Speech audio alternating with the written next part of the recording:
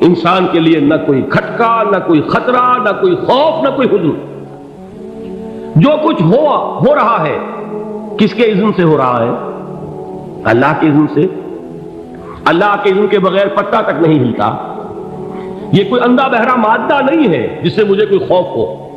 اندھا بھینسا چلا آ رہا ہو اس سے تو ڈرنے کا ہر انسان کو ڈرنا چاہیے، نہ معلوم کس کو ٹکر مار دے۔ لیکن نہیں، اس کائنات کو چلانے والا ایک سمیع و بصیر خدا ہے۔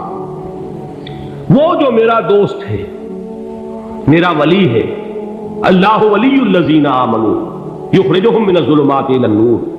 اللہ اہل ایمان کا ولی ہے، ساتھی ہے، پشت پناہ ہے، مددگار ہے، حمایتی ہے۔ بتائیے جسے یقین ہو جائے کہ اللہ میرا مددگار، اللہ میرا محافظ، اللہ میرا پشت پناہ، اللہ میرا حمایتی، اس کے لیے کوئی خوف ہوگا؟ اسے کوئی ڈر ہوگا؟ میں مثال دیا کرتا ہوں ایک بہت سادہ، پنجاب کے دیہات کی۔ تو بڑا چودھری ہے اور کوئی غریب کسان ہے۔ اس غریب کسان کی کہ جانوروں کو ہر وقت اندیشہ ہوگا چوری کا، کوئی میری بھینس کھول کر نہ لے جائے، کوئی میرا بیل کھول کر نہ لے جائے۔ لیکن جس کے بارے میں یہ سب کو معلوم ہو کہ وہ جو بڑا چودھری ہے وہ اس کا دوست ہے، اس کی بچیا کو کوئی خوف ہوگا؟ اس کی بھینس پر کوئی ہاتھ ڈالے گا؟ اسے کوئی اندیشہ ہوگا؟ نہیں۔ کیوں؟ کہ وہ بڑا چودھری، بڑا اس کا یہاں کا سردار، جاگیردار، سب کو معلوم ہے وہ میرا دوست ہے، کوئی میرے خلاف اقدام نہیں کر سکتا۔ اس دنیا میں یہ چھوٹی سی بات اگر آپ کے دلی اطمینان اور سکون کا باعث بن سکتی ہے تو ذرا تصور کیجئے۔ میں لفظ تصور استعمال کروں گا صرف اس لیے کہ اس کا ہم جس کو کہتے ہیں ادراک اور شعور کر نہیں سکتے، اگر کے ساتھ کر سکتے۔ اگر یقین ہو کہ اللہ میرا مددگار اور یقین ہو کہ اللہ ہر آن میرے ساتھ ہے، پھر کوئی خوف؟ کس کا خوف؟ کوئی شے اللہ سے بالا تر ہے؟ کوئی قوت اس سے زیادہ طاقتور ہے؟ کوئی اس کے ارادے کو بدلنے والا ہے؟ کوئی اس کی مشیت کے آڑے آنے والا ہے؟ یہی بات ہے جو حضور نے فرمائی۔ یہ ایمان کا حاصل ہے لب لباب، کہ دیکھو اچھی طرح اس بات کو ذہن نشین کر لو، اگر تمام انسان مل کر تمہیں کوئی نقصان پہنچانا چاہے نہیں پہنچا سکتے مگر جو کچھ اللہ نے لکھ دیا ہو، اور تمام انسان مل کر تمہیں کوئی نفع پہنچانا چاہے نہیں پہنچا سکتے مگر وہ شے جو اللہ نے طے کر دی۔ آپ پھر میں کہوں گا ذرا طاری کیجئے، اسے فرض کیجئے، اسے سوچئے۔ اگر اس حدیث پر ہمارا دل ٹھکا ہوا ہو تو کسی سے ڈر ہوگا؟ یہ مجھے نقصان نہ پہنچا دے، یہ میری رپورٹ خراب نہ کر دے، یہ میری انکریمنٹ نہ رکوا دے، یہ میرا یہ نہ بگاڑ دے، یہ میرے یہ نقصان نہ پہنچا دے۔ اس کا ڈر، اس کا ڈر، اس کا خوف، اس کی خوشامد، اس کے لیے جا کر طرح طرح سے اپنی عزت نفس کو ذلیل کروانا اس کے سامنے، یہ سب کچھ کیوں کرتا ہے انسان؟ جب سمجھتا ہے کہ اس کے ہاتھ میں میرا کوئی نفع ہے، اس کے ہاتھ میں میرے لیے کوئی ضرر ہے، یہ مجھے کوئی غضب پہنچا سکتا ہے، یہ مجھے کوئی نقصان پہنچا سکتا ہے، یہ میرا کوئی کام بنا سکتا ہے، یہ میری کوئی ضرورت پوری کر سکتا ہے، اسی کا نام شرک ہے۔ جہاں آپ نے یہ سمجھا کہ غیر اللہ کے اندر کوئی طاقت موجود ہے وہی شرک ہے۔ بتوں سے تجھ کو امیدیں، خدا سے نو امیدی، مجھے بتا تو صحیح اور کافری کیا ہے؟ شرک تو یہ ہے۔ جس پر بھی تمہیں یہ خیال ہے کلمہ ہے، یہ کلمہ سوم، لا حول ولا قوت الا باللہ، ذرا اس پر دل کو کبھی اگر آپ تصور کریں، پھر فرض کریں، دل ٹھک جائے اس پر، کوئی طاقت نہیں۔ یہی بات تھی جو شیخ عبد القادر جیلانی رحمۃ اللہ علیہ نے اپنی وصیت میں اپنے بچے سے کہی۔ 11ویں دینے والے ہیں لیکن حضرت شیخ عبد القادر جیلانی کی وصیت اور تعلیمات کو کتنے لوگ ہیں کہ جانتے ہو؟ یہ جن مقامات تک پہنچے ہیں وہ کس چیز کی بدولت پہنچے؟ انہوں نے جو پیغام دیا وہ کیا تھا؟ اے میرے بچے، جس طریقے سے قرآن مجید میں حضرت لقمان کی نصیحتیں جو ہے نقل کر دی گئی ہیں، میں یہ کروں گا بالفرض اگر قرآن حضرت عبد القادر جیلانی کے بعد نازل ہوا ہوتا تو شیخ عبد القادر کی یہ نصیحتیں بھی قرآن میں درج ہوتی۔ اتنی اونچی نصیحتیں ہیں۔ اے میرے بچے، اس حقیقت کو ذہن نشین کر لے، لا فاعل فی الحقیقت ولا مؤثر الا اللہ، اس کائنات میں نہ کوئی فاعل حقیقی ہے نہ مؤثر حقیقی ہے سوائے اللہ۔ کسی شے میں کوئی تاثیر نہیں اگر اللہ نہ چاہے. آگ جلا نہیں سکتی اگر اللہ نہ چاہے. پانی ڈبو نہیں سکتا اگر اللہ نہ چاہے. زہر ہلاک نہیں کر سکتا اگر اللہ نہ چاہے. کوئی چیز فائدہ نہیں پہنچا سکتی اگر اللہ نہ چاہے. تو در در پہ کیوں سر جھکاتے ہو؟ در در پر کیوں جبیں سائی کرتے ہو؟ سب کے سامنے کیوں ہاتھ پھیلاتے ہو؟ ایک اللہ سے مانگو. ایک اللہ کے سامنے زمین پر اپنی جبین رکھو. لا فاعل فی الحقیقت ولا مؤثر الا اللہ. نظر آتا ہے ہمیں کہ پانی پیاس بجھا دیتا ہے. پیاس بجھانے کی صلاحیت پانی میں نہیں ہے، اللہ کے اذن سے. کھانا بھوک مٹا دیتا ہے. بھوک مٹانے کی صلاحیت کھانے میں نہیں ہے، اذن رب میں. دیکھیے یہی یقین تھا. حضرت موسیٰ علیہ السلام کا واقعہ یاد کیجئے. سامنے سمندر آ گیا ہے. قوم دیکھتی ہے پیچھے کہ گرد و غبار کا طوفان ہے. معلوم ہوا کہ فرعون اپنے لشکر سمیت آ گیا. لشکر جب چلتا تھا تیز رفتاری کے ساتھ تو گرد و غبار کا جو طوفان اٹھتا تھا اس کا تصور کیجیے. اور لمحہ بلمحہ وہ قریب آ رہا ہے. پوری قوم نے کیا کہا؟ اے موسیٰ انا لمدرکون. اے موسیٰ ہم کو پکڑے گئے. قرآن مجید میں تو یہاں وہ باتیں نہیں لکھی ہیں، لیکن تورات میں یہ درج ہے کہ بنی اسرائیل جھگڑنے لگے، دست و گریبان ہو گئے موسیٰ کے ساتھ. موسیٰ نے یہاں مروایا لا کر، اس سے تو ہم ہی بے رب تھے. وہاں کھانے کو ملتا تھا، زندگی تو تھی، بیگار ہم کر رہے تھے، موت تو نہیں تھی. اب جو کچھ ہوگا اس کا تصور کرو، جس طریقے سے ہمارے ٹکڑے اڑائے جائیں گے. تو لڑ رہے ہیں حضرت موسیٰ علیہ السلام سے. یہ تورات کی تفصیل ہے. قرآن میں صرف اتنا آیا ہے، پریشان ہو کر انہوں نے کہا انا لمدرکون. موسیٰ ہم کو پکڑے گئے. اس وقت موسیٰ کا جواب کیا ہے؟ کلا ان معی ربی سیہدین. نہیں، میرے ساتھ میرا رب ہے، وہ راستہ دے گا. بتائیے کہاں راستہ نظر آ رہا ہے؟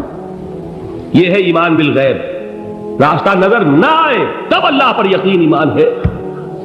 جیب میں پیسے ہوں اور تب دل کو اطمینان ہے تو ایمان کس پر ہوا؟ پیسے پر، اللہ پر نہیں.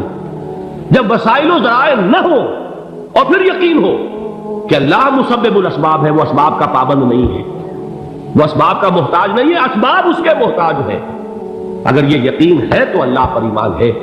یہ نہیں ہے تو تمہارا ایمان اسباب پر ہے، وسائل پر ہے، ذرائع پر ہے، مادیات پر ہے، اللہ پر نہیں.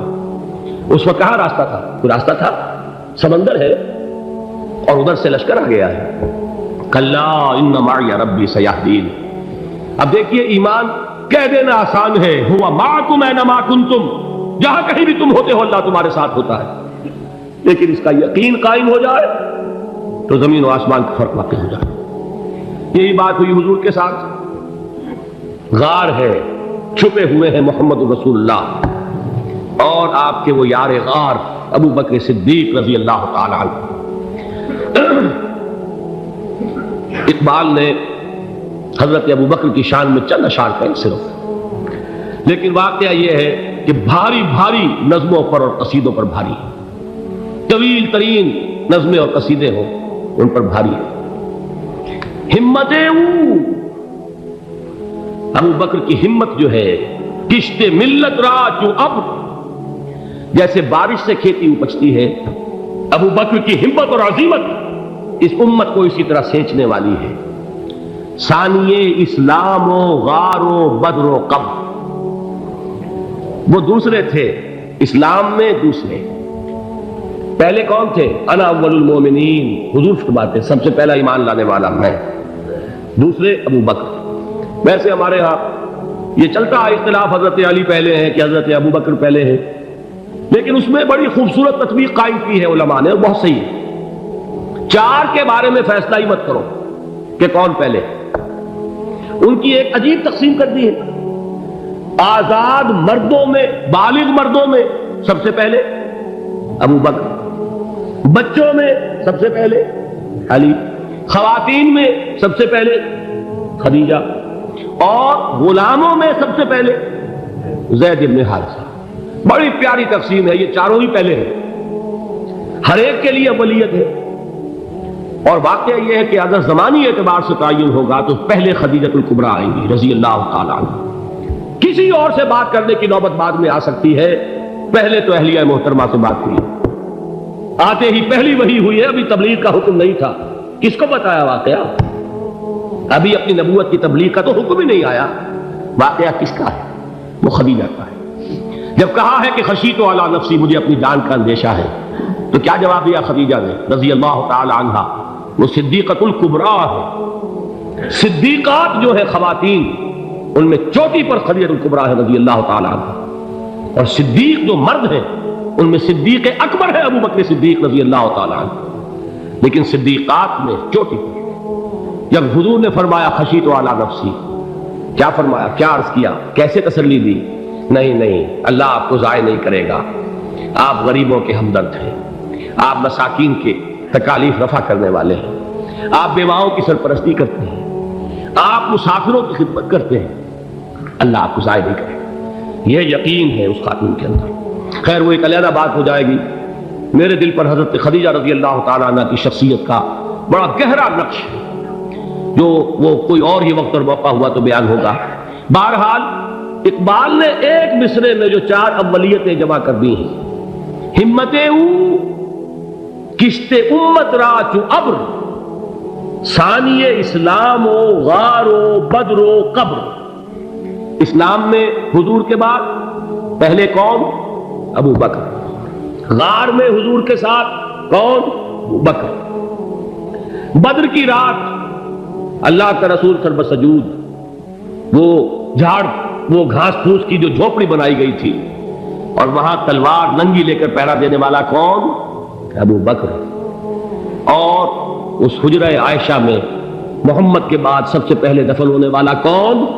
ابو بکر رضی اللہ تعالی عنہ صلی اللہ علیہ وسلم. وہ جو معاملہ میں سنا رہا تھا غار ثور کا، حضرت ابو بکر بھی حضور کے خیال سے لرز گئے ہیں. آپ کو یاد ہوگا کہ جا کر پہلے تمام جتنے سوراخ تھے انہیں بند کیا. ایک سوراخ رہ گیا تھا جس کو بند کرنے کے لیے کوئی کپڑا نہیں تھا، وہاں اپنی ایڑی رکھی ہے. تب کہا ہے حضور سے تشریف لائیے، اور اپنے زانو پر حضور کو لٹایا ہے، اور وہاں کسی موذی جانور نے کاٹا ہے.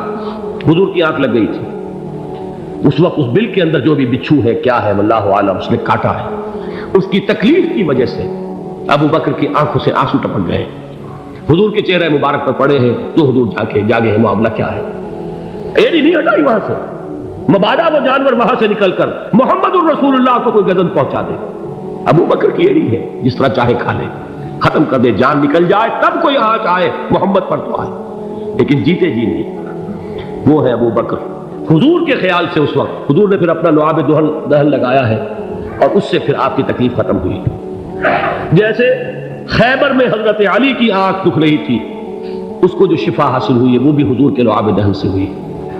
تو بہرحال اس وقت انہوں نے کہا ہے کہ اے نبی یا رسول اللہ، اگر اس وقت ان میں سے کسی نے غیر ارادی طور پر بھی اپنے قدموں کی طرف جھانک لیا تو پکڑے جائے. کیا جواب تھا اللہ کے رسول کا؟ لا تحزن ان اللہ معنا. اللہ ہمارے ساتھ ہے، کیوں گھبراتے ہو ابو بکر؟ یہ ہے ایمان باللہ، میرا مالک اللہ، میرا رازق اللہ، میرا محافظ اللہ، میرا